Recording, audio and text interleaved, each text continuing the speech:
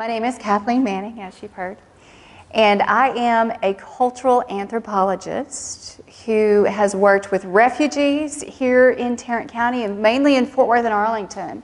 Actually, many years ago, for several years, I have been a missionary together with my husband and children. In fact, this one was born in Turkey. We spent several years there. And we've also lived in Missouri in the middle of semi-rural areas and have done some work with refugees and companies and organizations, largely nonprofits and ministries in Missouri and Kansas. So I've had a great deal of experience, the opportunities that I never could have dreamt of growing up as a child in Kentucky. In a rural area where I was the weird kid. I actually read National Geographic and was curious about other places and not just tobacco and horses. So I've always been strange, and I continue along that path. And it's really good to be with like-minded people here tonight. So I've just so appreciated your hospitality tonight. I appreciate the invitation from the Staleys initially and Pastor Kate to have the opportunity to be here with you tonight. My job as I see it is quite varied, but over the long haul, there are two words that have come to identify work, no matter what it is, whether it's spending time in community with refugees and other immigrants, or if it's speaking in front of a group, doing training for organizations. It all boils down to two words. One is rapport. To teach people how to have rapport or understanding and relationship with people who have a different cultural background. Does that make sense? The other word is advocate.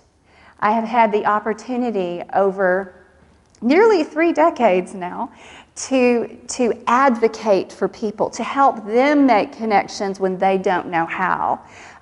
The most simple example I can think of is a really recent one, helping a business person, a want-to-be business person from northeastern Africa to find a business mentor so that she could avoid some mistakes from just trying to do what made sense in her culture and her economy, trying to do the same things here, which would not work. There were several things she was doing that just weren't going to work. But I couldn't help her myself.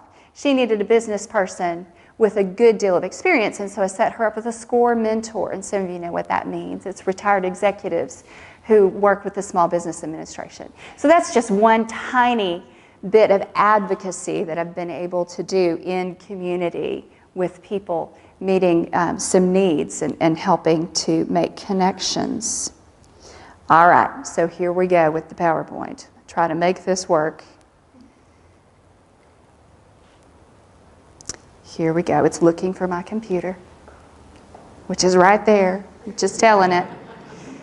I want you to imagine with me that you are traveling on a boat like this one. The year might be somewhere around 1890. This is at the peak of a wave of immigration in the United States that lasted for over 50 years. And during this voyage, you're filled with all kinds of emotions. It would take roughly 2 weeks, sometimes 3 if the weather was bad. There were 3 classes of people on this boat. First class, none of us are likely to be in those cabins, about 60 of those folks. 100 plus second class passengers, and we would probably find that comfortable but small even today. And then there was the steerage class. Up to about 400 people would be crammed into basically the hold. One big area, no privacy, not much sanitation, and food delivered in buckets on many of these ships for people to fight over. So it was not exactly a pleasant way to travel. And yet, here you are with a common goal to reach the other side, usually New York, Atlanta didn't have a hub of any kind at the time. But you have different reasons for leaving. Some of the people, your fellow passengers, might be fleeing a potato famine. Some people would be escaping religious persecution. Others might have received a letter from a cousin saying, come to New York, you can make a fresh start and escape the grinding poverty. We'll take care of you, it'll be cramped, but we'll get you a job and you'll work hard, but you'll have a chance at a future if you come here. All in all, though, these are people who were looking for something different, as we know from our history. Come on, there we go. But look at the faces. These are people who, right around the turn of the century, roughly 1900, maybe 1902, this was taken at Ellis Island. People literally right off the boat. And what do you see? It's hard to read the emotions. We weren't trained at the time to express everything. But these are people who are coming from backgrounds that are largely European. Maybe Ireland, Germany, Greece. If you look at the guys in the felt hats toward the right of the photo, they might be Slavic, Russian, Croatia, you name it. They're from somewhere else. If we, though, fast forward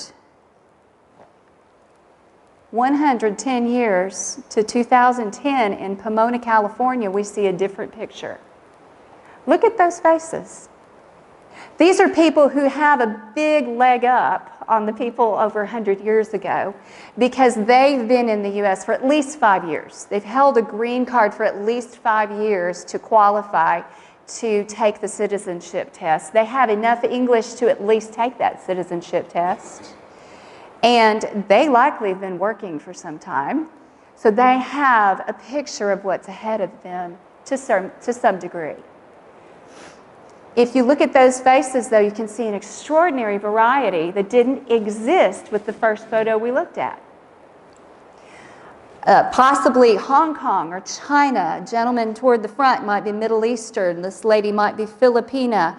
This guy over here with the shiny head, where's he from? He could be from Norway. He could be from South Africa.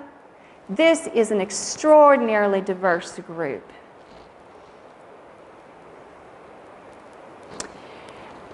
Everybody has a story about immigration. Unless you are sitting here as the direct descendant of only Native Americans, you have an immigration story. Many of us have somebody in our background. I have a Native American grandfather, but 3 of my grandparents are descended from Irish and German immigrants.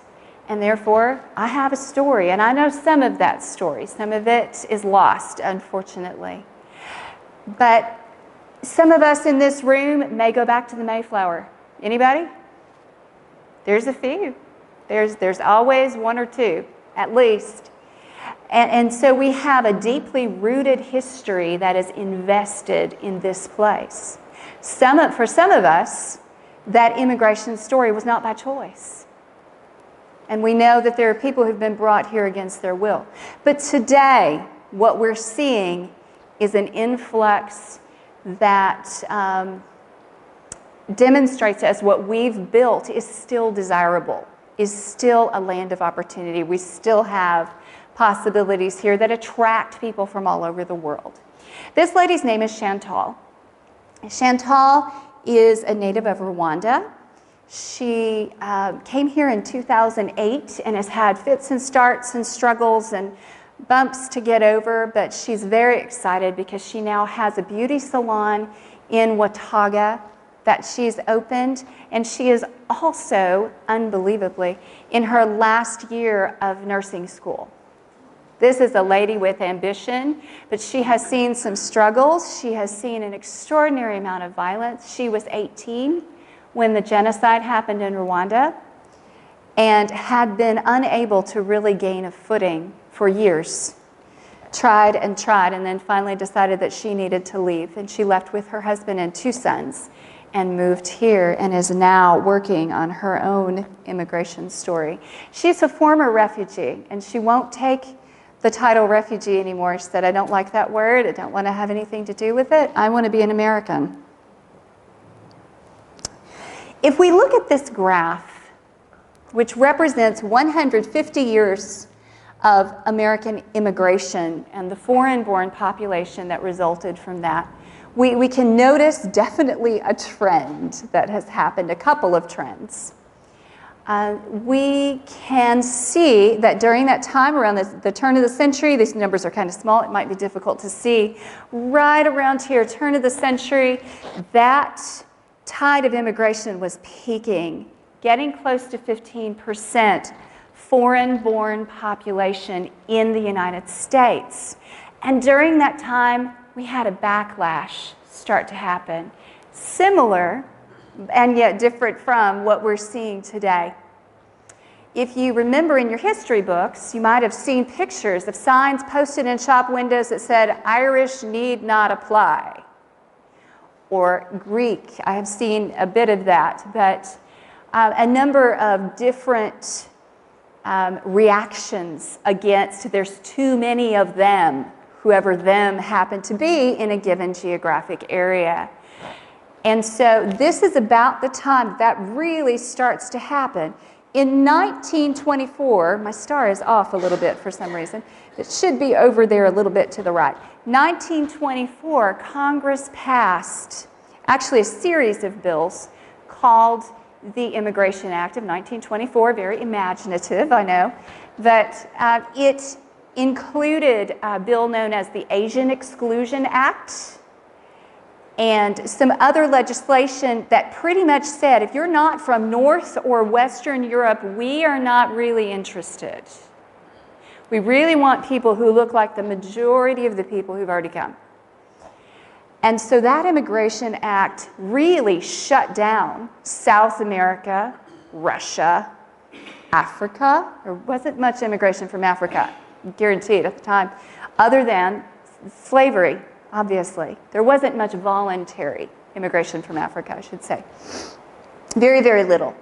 And so at that point, there was a slide downward as the birth rate increased among people who were born in the United States. The foreign-born population numbers overall were declining.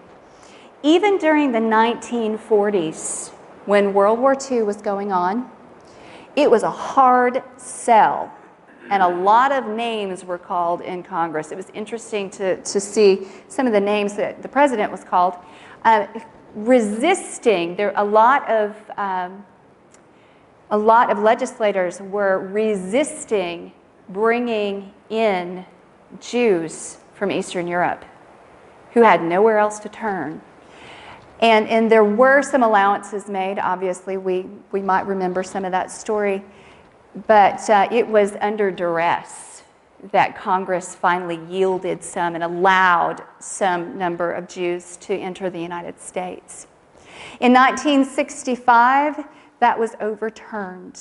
There was an act called the Hart-Celler Act that was passed that lifted the restrictions that had been placed on the rest of the world other than Western and Northern Europe. And as you see, when President Johnson, LBJ, our Texas president there, signed off on this legislation, he said, you know, we're going to get a few thousand people from Africa, a few thousand people from China, and nobody else is going to want to come. Why would they want to come? And guess what happened? We've had an influx of interest of people who wanted different opportunities and were looking for a different life. So as you see, our numbers in 2010, 14.7%, we are expected. That's an official number. We do have evidence that in Dallas-Fort Worth, we may be well over 17% foreign-born population. Yeah. Cities like Arlington and Irving, we'll talk about it in a little bit, it's up there. So we have had a really fascinating history as a nation of immigrants and then resisting immigration. Our total foreign-born population, this is I'm wanting to say 2, possibly 3 months old. estimates. 43 million people who live here. Foreign-born population simply means that when a person was born, they were a citizen of another country, not the United States. If we add to that number of 40 million, the 80 million children born to those people in the United States, what number do we get? 123 million, which is well over a third of our total population. So if we look at it this way, immigrants are us, to coin a phrase. I don't have a store, no retail outlet. Here in DFW, I want to give you just a couple of snapshots. You know people, you've seen people, hopefully you're interacting with people. Frisco, Plano, and Richardson have seen an influx of people from India. Frisco in particular is really an interesting case study, I think. In the year 2000, there were 193 residents from India. 2012, 4,627 people had moved in. Isn't that amazing? Do you know how this happened? Why would they be there? Opportunities. There are jobs there. There are different sectors that their particular education had geared them toward. However, largely it was word of mouth. Somebody from my city moved there. They said, look, land is cheap, relatively speaking. Don't go to Boston, for crying out loud. Come to Texas. Land is so much cheaper. Houses are cheaper. And the school district was friendly. They found the city friendly. And so a lot of word of mouth, and you end up a mere 12 years later with over 4,500 people from India. Really interesting. These are a bunch of kids. There are a few schools in Frisco that are over 70% Asians, most of them being Indians. So lots of kids, lots and lots of kids. These kids are at a cultural center there in Frisco that they've built. This is Irving, also an Indian cultural center. Holi Festival, Festival of Colors. I believe this was last year. I think that was last year. And these ladies, oh, I'm sorry, that picture's not so good. That was an international cultures festival in Richardson. All right. Moving on. And we know, don't we, as we drive about, we've seen lots of places of worship. This is a Nigerian church in Fort Worth. This is a Buddhist temple in Keller, Texas, of all places. If you ever happen to be in the area, I recommend that you drive by and see it. It's incredible. The fence alone is amazing. I didn't get that, but the buildings themselves are pretty amazing. I believe they're still doing public tours sometimes. All right, what about these hot spots, these cities that see so much diversity? You know, of course, UTA is here. You're well aware that there are lots of different nationalities, different ethnic groups residing in Arlington. Irving, however, has this really interesting little distinction of having the zip code with the most diverse homeowner population. Just east of DFW Airport, north of 183, I think it's 75038, I may be wrong, but that zip code has the most diverse homeowners. Who knew? That was fascinating. Arlington, of course, you know. However, in a couple of different studies I've seen on diversity that takes different factors into account, age, economics, ethnicity being, of course, a large part of that. In Dallas-Fort Worth, Arlington comes out number 14. Dallas is number 16 among I think the cities have to be over 200,000. Arlington, 14, Dallas, 16, but Fort Worth is number 10. Fort Worth is actually more diverse, which is interesting to me. But there we are. That's DFW. You know that there are a lot of Vietnamese here. In Fort Worth, we do have a Vietnamese civil servant that's well known, and now mine, named Andy Nguyen, yes. And this picture, does anybody remember? This is a well-known picture. You've seen this. This is from the fall of Saigon, 1975, right? These are actually Americans. going up to get into the helicopter. And I believe this other picture, you've probably seen this one too. Vietnamese desperately trying to get into the compound at the end, toward the end of the evacuation as it was happening. And we have a good number of people who didn't make it out during that evacuation that are living here in Tarrant County and DFW, all over the U.S., of course, with the Orderly Departure Program, which was set up, I think it was actually activated around 1980. After 1975, there were desperate people, absolutely desperate people. I know some boat people who just left, went to the beach and got on boats, paid all they had in order to get on a boat and hope they wouldn't drown. And it's echoes, historically, of Syria, what we see now in the news. That level of desperation. For those of us who were too young to know, maybe, it was a similar type of story, in a sense.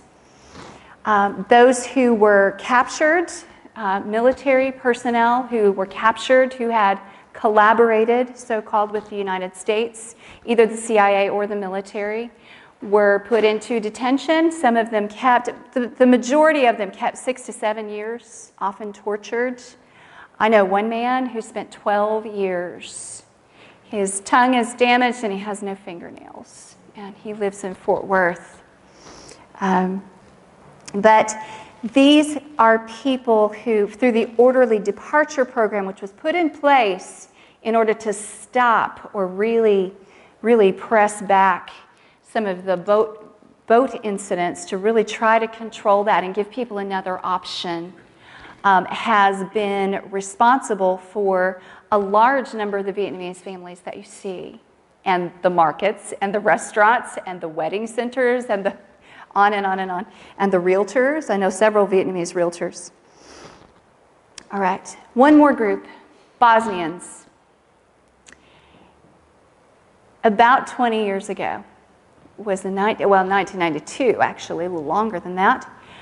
The Bosnian War started and lasted till 95. And I want to give you one little example. This lady's name is Janana. She lives in Fort Worth. It's not her real name. But she and her family lived in a place called Mostar. And everybody came with pictures of the bridge. This is what the bridge used to look like. The bridge was bombed during a Croatian offensive against the town. This was a UNESCO World Heritage Site, over 400 years old, this particular part of the town. It was built during the Ottoman Empire, and it had stood the test of time until it was bombed, at which point it was thoroughly destroyed. And with that came just a sense of devastation. It was a symbol to people who arrived here. It was a Muslim city, and it was a symbol of this has been taken from us. This was so ancient to us, not exactly ancient perhaps, but back to the Ottoman Empire, over 400 years old. And this, who can give anything back to us? Heard this over and over and over again. Who can return any of this to us? It's gone. This is the bridge today, rebuilt. It's called the Stari Most, which means new bridge. And it's a beautiful city. Gives them some hope. But Janana and her husband and 2 girls have spent the last 20 years in Tarrant County, moved around a little bit, and they have rebuilt life. They have seen some relationships, some ups and downs, some relationships come and go, but they have formed friendships with Americans, and they have said that that is one of the best things, feeling like they have a community now, not merely survival. All right. Pew Research did a study shifting into what it means to be American. They did an intensive study talking to a couple of hundred Asians, saying, what does this look like? What does your life as an Asian American look like? And this question was so telling to me Are you a typical American? And 53% said no, I'm not a typical American. Now, there are different reasons for that type of answer. One reason might be, I am holding so tightly to my heritage that I feel like if I say this, I might be betraying the land of my birth. But often, when talking to people, it's just a sense of, I never have been able to connect enough.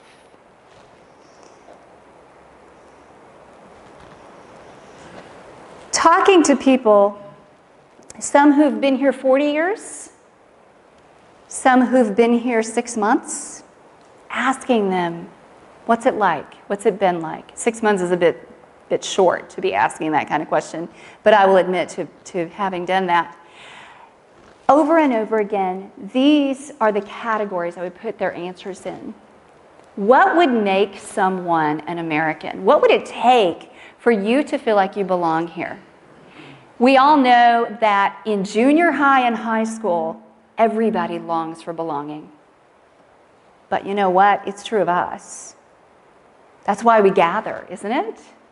We belong to this group, or we're together for a common purpose, even if it's only for tonight, or we share goals. We belong to a group. Shared experiences such as, let me give you an example. How many of you have ever taken part in a 4th of July celebration? Pretty much all of us, I think. Some of you may be tired, I know. But shared experiences such as celebrations, knowing what to expect when you walk into a classroom. Having a similar, I did the Pledge of Allegiance every day as a young child anyway, at school. We know the Pledge of Allegiance. It may be a small thing, and yet for someone who doesn't know it, when it's recited, you're out, is the feeling. The sense of you don't belong to this group, this shared information that everybody else has, it can be really disconcerting. Am I doing something wrong here with this box? Okay. All right. The second category would be success. What does success look like? And it depends on who you ask. Many Asians want their children to have the degrees. And not just a degree, has to be at least a master's, but if your parents have a master's, you better get the doctorate, by golly. And if you have a doctorate, why don't you have 2? An Indian friend says, my dad, he's got a great job, but he doesn't have a doctorate. Success might be for others, my kids get to wear shoes and go to school. Seriously. We get to live in a neighborhood where there's no gunfire. These types of markers, and we might say, wait a minute, I consider that a basic human right to live in a neighborhood without gunfire. But for some people, depending on where they've come from, that is truly a marker of success. Offering your children the opportunity that you've never had. There are many people who come as immigrants who know that because they have an extraordinarily heavy accent, or they don't have education, and feel that they can't get it because they have to work so much, they are here to see their children succeed. They have a long-term perspective, a generational expectation that this is what it takes. Relationships. Over and over and over, I have heard, I've tried and I feel like I don't know how to relate to Americans, and I can't get the same kind of community, so I stick with my own people. And I met a Brazilian woman a couple of months ago, and she said, I know it's terrible, I have great English and I have the ability to relate to Americans. It's just so much easier to stick with people who are like you that you don't have to explain things to. I'm asking you questions, sorry. Relationships are extremely important. All right. So now, some questions. Shared experiences. My husband and I have made a practice over the years of when we have experiences doing outings to take someone with. Sometimes it's just a kid friend, right? Sometimes it's a person from somewhere else to say, come join us. This is what it looks like. This is downtown Fort Worth last year. The opportunity to share experiences. And my poor parents got an education like they never thought they would. They always had an open door policy, but they didn't know it would come with so many unknowns. We had some interesting stories. Shared experiences, meeting needs. As a person who has lived in another country and sent a child to school, as a very educated person who did so and was learning the language and had a really good grasp of Turkish, when a first grader comes back with homework and you can make out the words, but you don't know what they're asking you to do, it's quite frustrating. How much more so for people who come here who might be rather underprivileged, low level of education perhaps, completely different school system. Do you have any idea how many school systems in the world practice rote memorization? Learn the facts, regurgitate the facts. Learn the facts, regurgitate the facts. No original thinking, no critical thinking skills required. There are many, many places with education systems like that until you get to quite a high level of education. And so meeting needs, a lot of times in the school districts, tutors, homework helpers can be an extraordinary relief for the entire family, not just that child. Offering hospitality. When we moved back to the state, when we moved overseas in 2000, we moved into an apartment building and we suddenly lost all our privacy. We considered ourselves pretty hospitable people before that. We had people over, we had dinner parties, we had lots of interaction with friends, but the problem was it was all scheduled. We had no idea what we were in for, because we had a door that was passed by people repeatedly during the days that came and went, and they would knock on the door, and they would expect to come in. And I remember the first day, one of my neighbors that I had worked at, she was very patient with my horrid Turkish at the time. She walked to my door, she knocked on the door, and she just had this determined look on her face. And she had a knitting bag in her hand, and I thought, she is never going to leave. Literally went through my mind, and I thought, okay, just take whatever you planned for the day and set it away, because you're done. But I learned to really enjoy the fluid motion of people coming and going, overall enjoy, I should say, coming and going and feeling free to be a part of your life, because it's really an invitation. I want to relate to you. Will you relate to me? It really is an invitation to be a part of someone's life. When we moved back to the States 6 years later and bought a house and felt so isolated, we have, as a culture, by and large, if I may say so, lost a lot of our ability to be hospitable. And I don't know how many factors. We could sit here and pick that apart and say it's because of scheduling and soccer games and educational expectations and piano lessons and many, many, many things. And committees. Y'all are Presbyterians, you have committees. So all of these things, we are used to being in control of our time. Even if we overcommit, we know when we're overcommitted, don't we? We know where we're supposed to be because we have calendars in our phones and things like that. And this type of scheduling and cordoning off our lives and being so in control, there are a lot of people who move here who feel left out in the cold when it comes to relationships because people are not available. We had friends that we knew in Turkey who came for some time. They were in ministry. They came to spend some time with a church and also to do an ESL program, higher level ESL program at UTA. And they stayed in someone's garage apartment. And we were living in Missouri at the time, came for Christmas. He came and sat in the living room of our friend's house where we were staying and cried. and said, why are people so busy? Nobody has time to have a cup of tea with me. I can go to meetings. If I go to the scheduled meeting, I get to see the people. But nobody will come see me and let me fix food for them or anything.